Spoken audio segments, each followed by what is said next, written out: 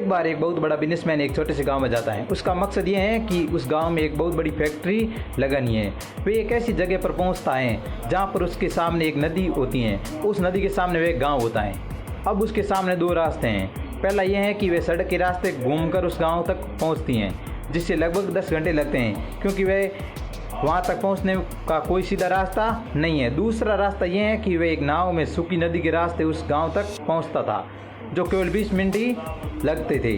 तो उसने अपने समय बचाने के लिए उस नाव के रास्ते गांव तक पहुंचने का फैसला किया। वे नाव बहुत छोटी थी, जिससे एक तरफ आदमी बैठा था जो नाव चला रहा था और दूसरी तरफ वह बिजनेसमैन बैठा था। नाव में बैठे कुछ देर बाद उस बिजनेसमैन ने नाव वाले से पूछा, तुझे पता है तेरी नाव में कौन बैठा है?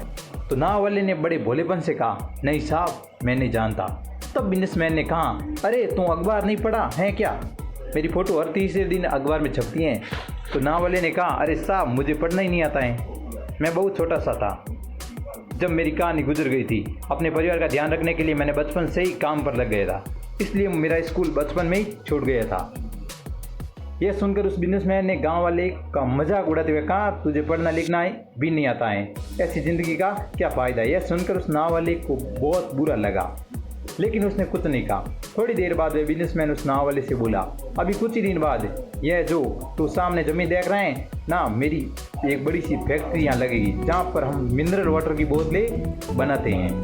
उस गांव वाले को बात समझ नहीं आई। उसने कहा, किस चीज़ की फैक्ट्री? तो बिजनेसमैन ने बड़ी इरिटेट यह कहकर टाल दी कि गाँव की पानी की गोलियाँ बनेगी, जो आपके गाँव में नहीं बिकती बल्कि शहरों में बहुत बिकती हैं। तब नाव वाले ने कहा, अरे साहब, मुझे पता नहीं, मैं तो इस गांव से कभी बाहर निकले नहीं। फिर बिजनेसमैन ने उसके ऊपर हंसते हुए बोला, तू कभी इस गांव से बाहर नहीं निकला? तुम्हें पता ही नहीं कि शहर क्या होता है, ऐसी ज़िंदगी का क्या फ़ायदा? इसकी बात सुनकर नाव वाले ने को ये सच लगने लगा कि उसकी ज़िंदगी की कोई भी मतलब ही नहीं है। यह विश्वास करते हुए उस नाव पर से ध्यान हटा। नाव एक पत्थर से टक्कर हो गई, जिसके कारण नाव थोड़ी सी खराब हो गई। उस स्थान पर पानी बहुत गहरा था, किनारा बहुत दूर था। नाव वाले को समझ आ गया कभी इस नाव को बचाने का कोई तरीका नहीं है। फिर वे जान बचाने के लिए नदी को छलांग लगाने लगा। तभी बिजनेसमैन ने इससे पूछा, आपको तैरना आता है क्या? तो बिजनेसमैन ने घबरा कर पूछा, ऐसा क्यों पूछ रहे हो? मुझे तैरना नहीं आता। उसकी यह बात सुनकर नाव वाले को हंसी आई और बोला, हाँ, आपको तैरना नहीं आता है, ऐसी जिंदगी का क्या फायदा?